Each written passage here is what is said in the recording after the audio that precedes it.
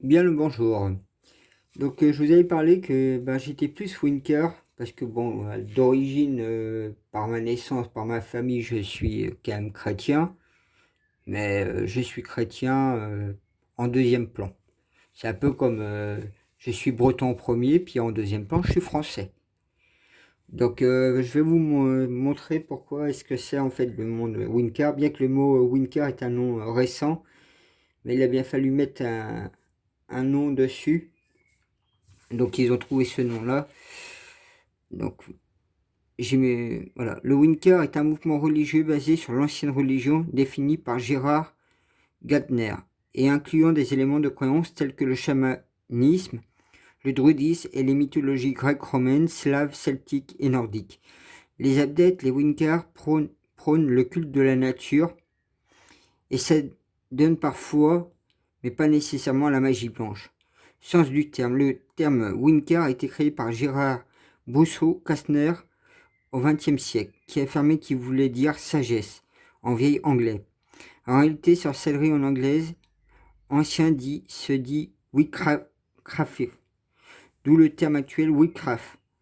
Et winker est le masculin de sorcier, le féminin étant winker, wins, et le pluriel winker. Ce mot dérive du verbe winkan, qui signifie ensorceler, pratiquer la magie. Pour Gardner, winker avait à l'origine le sens d'art des sages. Ce thème fut soutenu par l'écologue Margaret Murren, qui écrivait le chapitre sur la sorcellerie dans l'édition de 1957 à l'Encyclopædia Britannica, où elle précise la signification du terme witch est liée à celle du mot savoir, wit. Elle peut être renforcée par l'analyse du mot Windsor, et mythologie celui qui sait, qui signifie lui aussi le sorcier et qui tire son origine du bas anglais wix, qui veut dire sage, à rapprocher de wits qui veut dire sage, de la même racine que le mot allemand Winsens, signifiant savoir. D'autres étymologies concurrents sont cependant apparus. Robert Grave, dans La déesse blanche, traite du saule, un arbre qui dans la Grèce antique était dédié à Icare. Écrit ces liens avec les sorcières sont si forts dans l'Europe du Nord que le terme sorcier witch et criminel wiccan dérive du mot utilisé pour nommer l'osier witchers.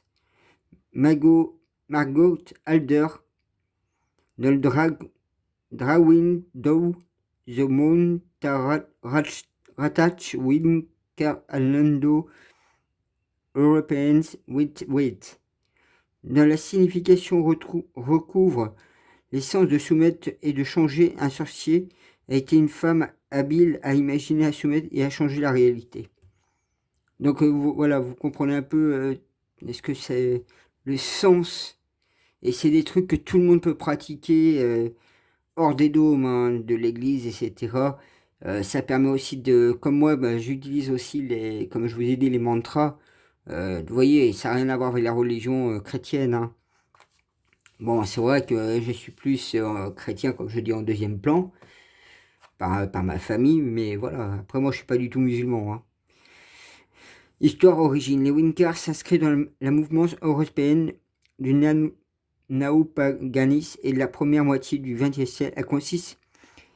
La consiste est un syncrétisme populaire par le britannique Gerard Warner dans deux livres, Witchcraft Tolerate, publiés en 1954, et The Morning of Witchcraft en 1959. Le livre des ombres. Ah oui, beaucoup de gens, moi j'en ai un livre des ombres entre autres ici chez moi. C'est vrai que quand on est son propre mage, même moi par rapport à toutes mes missions et tout, tous les gens éveillés, appelés Stratec, même Indigo, Enfant des étoiles, tous on est dans ces mouvements-là. C'est pour ça qu'on est aussi évolué et qu'on arrive aussi bien à combattre les fléaux du mal. Mais il y en a d'autres qui les utilisent à mauvaise échéance, malheureusement.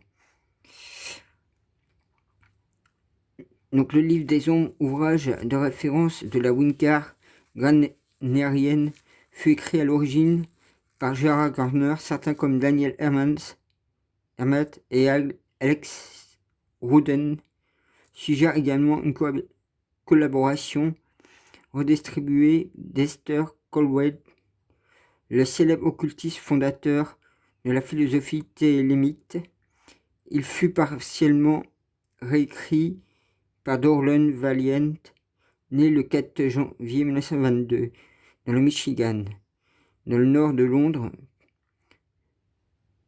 sous le nom de Doreen Edick Dominic. Selon certains auteurs de la demande de Gardner, selon d'autres de sa propre initiative après le décès de l'auteur initial. Chaque Wicca possède théoriquement son propre livre des ombres. Celui-ci récapitule les croyances et rituels du lignage pour les traditions initiatiques chez les Wicca électriques, qui sont aujourd'hui majoritaires. Il s'agit d'un journal religieux écrit ou contemplé par l'adepte lui-même pour son seul usage. Évolution du mouvement. D'abord confiné à un cercle restreint, la Wicca s'est progressivement développée dans les pays anglo-saxons où elle constitue la principale forme de néopaganisme diffusée par les milieux féministes américains dans le contexte général de la contre-culture des années 70. Elle est progressivement transformée et diversifiée, acquérant une dimension écologique qu'elle n'avait pas au départ.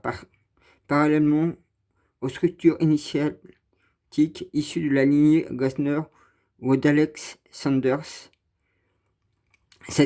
s'est créée une Wicca électrique, donc les membres pratiquent en dehors de toute initiation formelle. Leurs croyances et pratiques divergent considérables suivant les individus, et la frontière entre le Wicca proprement dit et les autres formes de néo-paganisme sont souvent floues.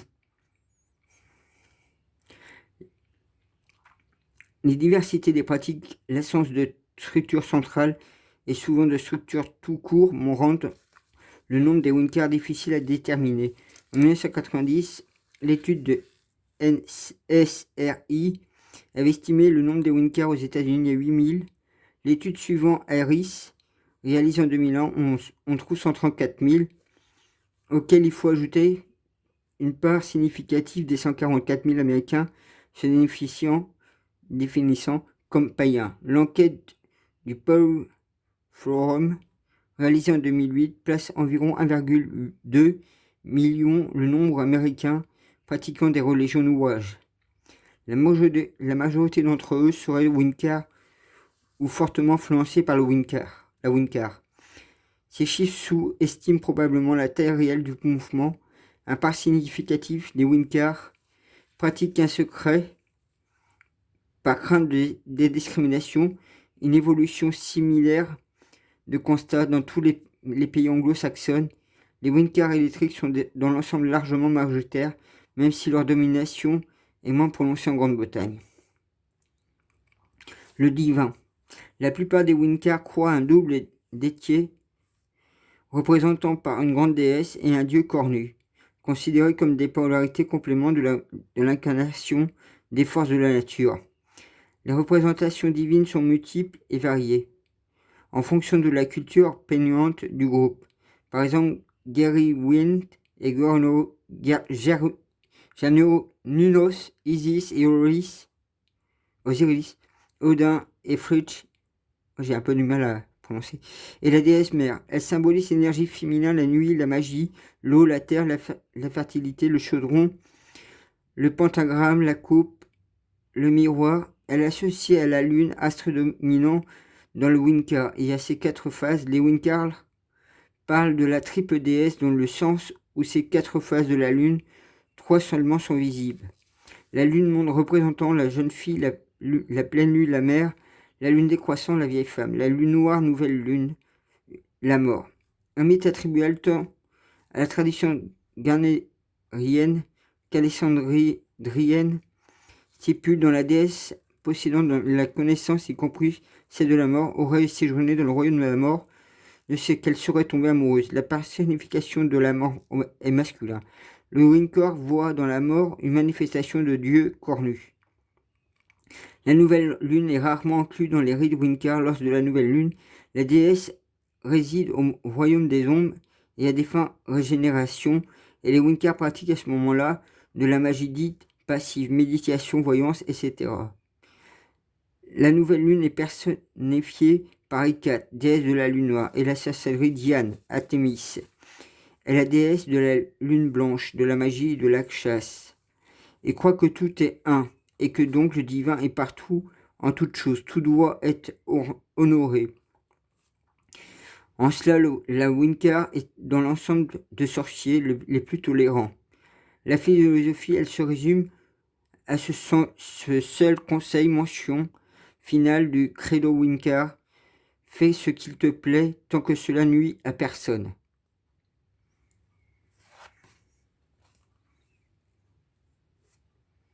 Les Winkars s'appuient par le principe de tolérance ou le respect de la nature. Les Winkars se revendiquent art de vivre en harmonie avec son environnement, prônent le respect de l'autre ainsi qu'une démarche de partage avec ceux-ci. D'ailleurs, les Winkars croient en l'existence de la magie, considèrent comme énergie cosmique, présent à chacun de nous et un objet, un autre. Des principes phrases de la Winkar est la loi du triple retour. Tout ce qu'on fait sera rendu 3 fois, peu importe ce que cela soit positif ou négatif.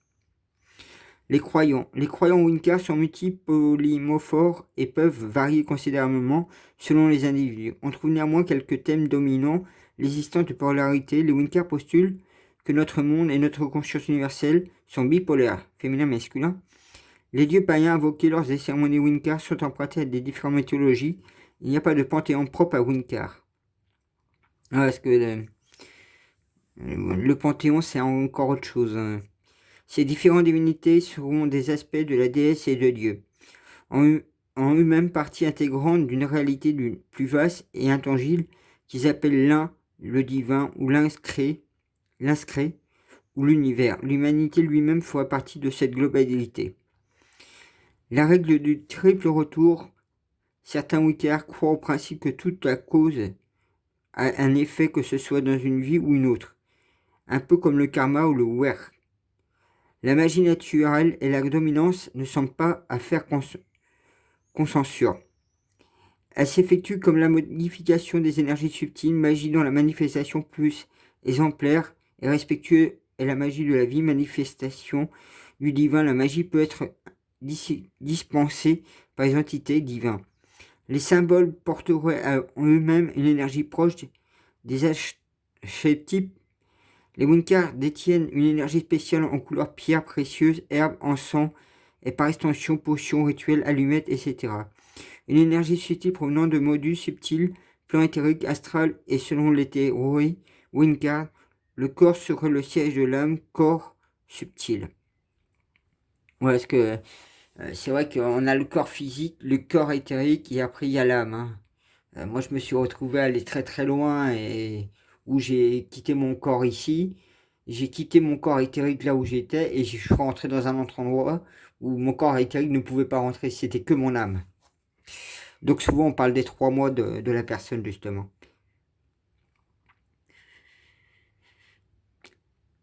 La croyance dans les éléments, le feu, l'eau, la terre, l'air et l'esprit. Ces éléments sont ressentis comme ayant des propriétés mâles ou femelles, passives ou dominantes, positives ou négatives, etc. La réincarnation, les Winkar croient en la réincarnation. Certains adoptent une mythologie druidique nord ou autre, The Summerland, Antinir, Nanon, Tierd, Walada, voilà, oula, j'ai du mal à prononcer ça, pour évoquer l'après la mort. Ces lieux seraient des lieux de repos ayant de passer à une autre incarnation. Les Winkar font partie, appellent à des disciples magiques et à des techniques naturelles diverses comme les rites magiques, l'invocation de la divinité païenne, la voyance, la lithothérapie, la phytothérapie, le reiki, en fait, c'est ça qu'ils veulent dire. Moi, je vous avais parlé que maintenant, beaucoup de gens passent à un niveau encore plus haut, c'est le Lao Chi. Reconnaissance. Le Wicca est reconnu comme une religion aux États-Unis, elle est également au Canada et au Royaume-Uni. Information non confirmée, l'auteur du texte est certainement un Wiccan.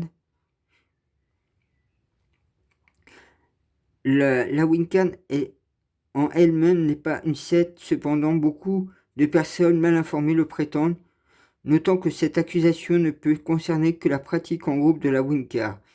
Il faut bien sûr rester vigilant. Un mouvement cependant a été épinglé à l'observatoire des sectaires. Ouais, malheureusement, c'est ça qui est chiant. C'est qu'il y a certaines personnes vraiment très très mauvaises et détournent tout. Et voilà, c'est là où, de toute façon, on voit partout. Hein. Quand on voit, je me rappelle, le Temple du Solaire, il y a des sectes, c'est horrible ce qu'ils ont fait, les massacres collectifs. Il y a aussi en Amérique du Sud un truc complètement fou.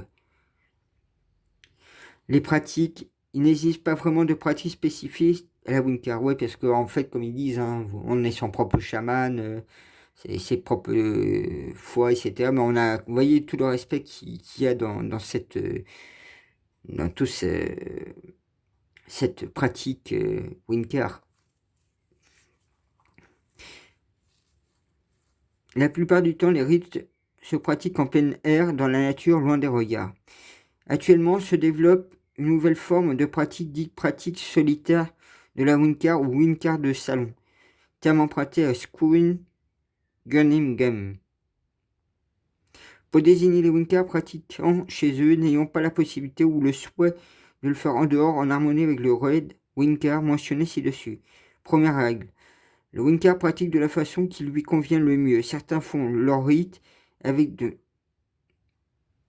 nombreux accessoires, pentacles, artemacs, baguettes, vêtements appropriés. Ouais, parce que quand vous faites certains rituels, certains trucs, vous pouvez pas utiliser, il faut tout nettoyer les outils, vous pouvez pas avoir les mêmes tenues, vous avez des tenues pour chaque chose, enfin ça demande pas mal de trucs. Hein. Moi je prends encore des voies plus parallèles que ça, beaucoup plus hautes, parce que bon, c'est mon chemin.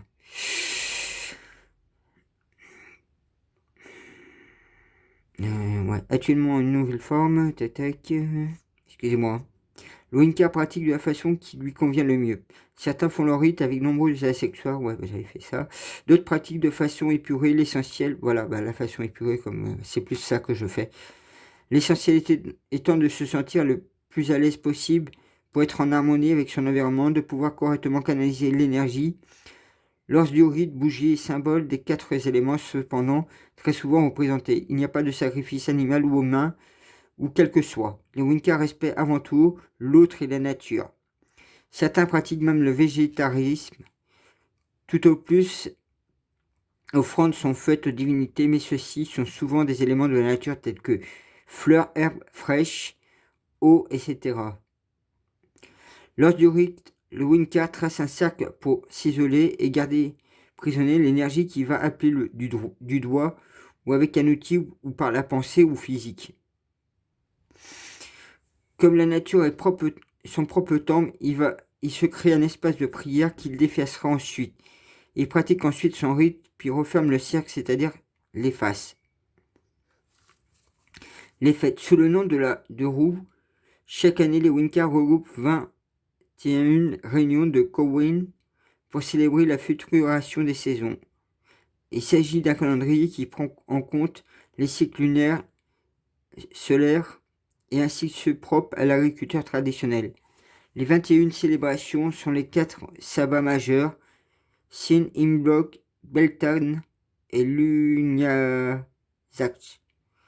Les 4 sabbats mineurs au solstice et aux équinoxes, Yule ou solstice d'hiver, Ostara ou équinoxe de printemps, Linta au solstice d'été, Mabon ou équinoxe d'automne, et les Exbat qui sont les 12 ou 13 nuits annuelles de la Lune.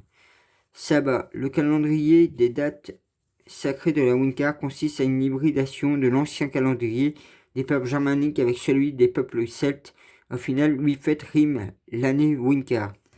Celle-ci possède de rites et de célébrations de la nature, se déroulant souvent la nuit et certains dénomment sabbat. en guise de clin d'œil de fin de corps médiéval qui appelle sabbat les réunions de sorciers. Il y a 4 majeurs et 4 mineurs. Scène étant l'époque du Nouvel An, chez les Celtes, les Winkars considèrent que c'est le moment où le voile entre le monde est le plus fin et célèbre la mort du dieu. C'est le départ de la partie sombre de l'année. On se détache du poids du passé des souvenirs. Samhain est fêté le 31 octobre, jour consacré aux morts. Yule germanique correspond au solstice d'hiver vers le 21 décembre. La déesse met au monde le dieu cornu. C'est un sabbat associé à l'espoir, à la renaissance après la mort du passé. Imbolc, c'est le 1er et le 2e février. Imbolc est aussi appelé Omlek, ce qui en gaélique signifie lait de brebis. La déesse se remet à la naissance du dieu d'un sabbat de purification et de la prospérité associé au lait et au feu. C'est aussi le dieu qui prend force et annonce le retour de la lumière. Les Winkars mettent une bougie le soir à leur fenêtre pour saluer le retour de la lumière. À Imbolc, on gagne 1 heure de soleil par rapport à Yule. Ostara germanique, l'équinoxe du printemps vers le 21 mars. Ostara est une sabbat de croissance tournée vers l'avenir. On sème la nature réveillée. Le cornu grandit pour les Winkars. C'est aussi l'équipe des forces, le jour égal de la nuit entre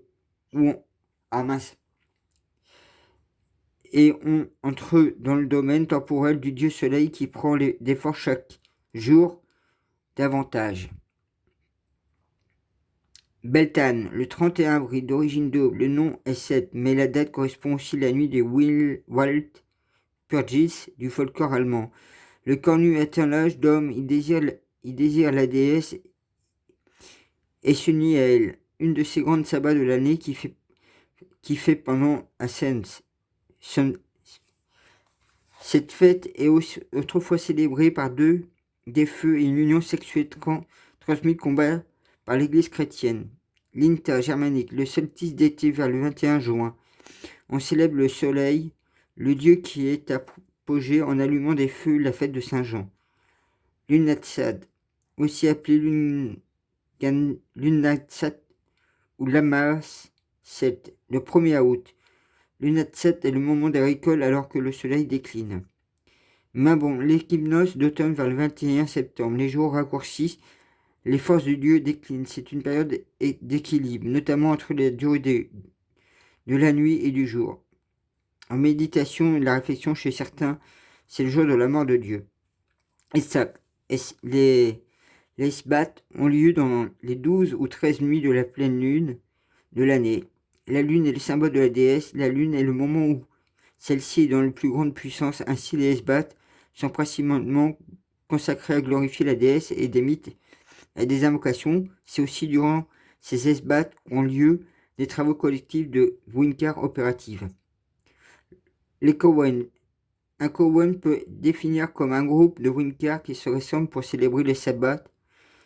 Il peut être mixte ou non affilié, un rite reconnu ou pas. Les célébrants sont parfois nus, simkat littéralement vêtus du ciel.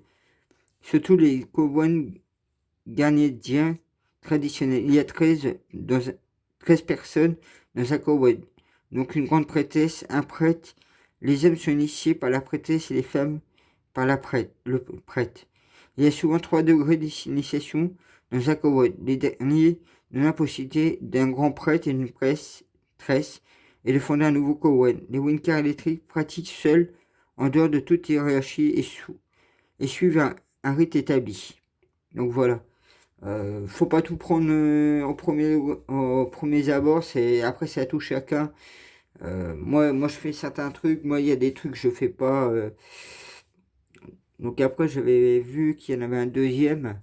Au moins comme ça vous donne une lumière comme quoi que en fait la religion Winkar c'est vraiment quelque chose qui est vraiment dans la nature, qui ramène plus au niveau de ce qui se passe.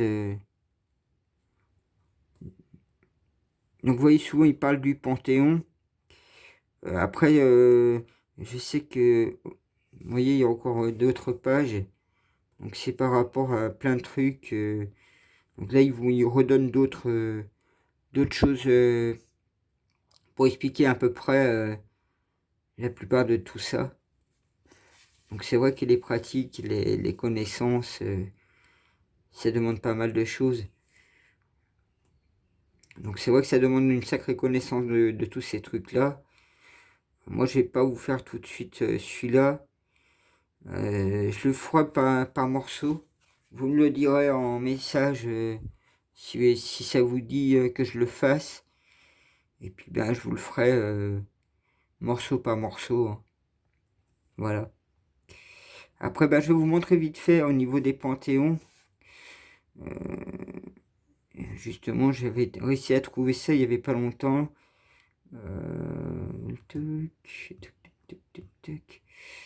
Voilà. Panthéon félin, vous voyez.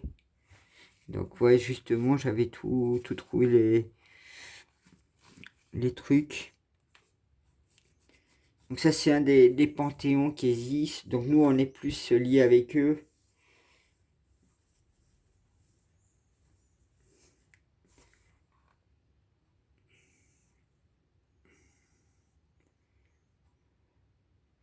Vous voyez, il y a toute une triade, il y a tout sortes de trucs. Donc souvent, c'est pour ça il faut faire très attention. On peut très vite se mélanger sur beaucoup de choses et parce qu'en qui, voilà, il ressemble à ça.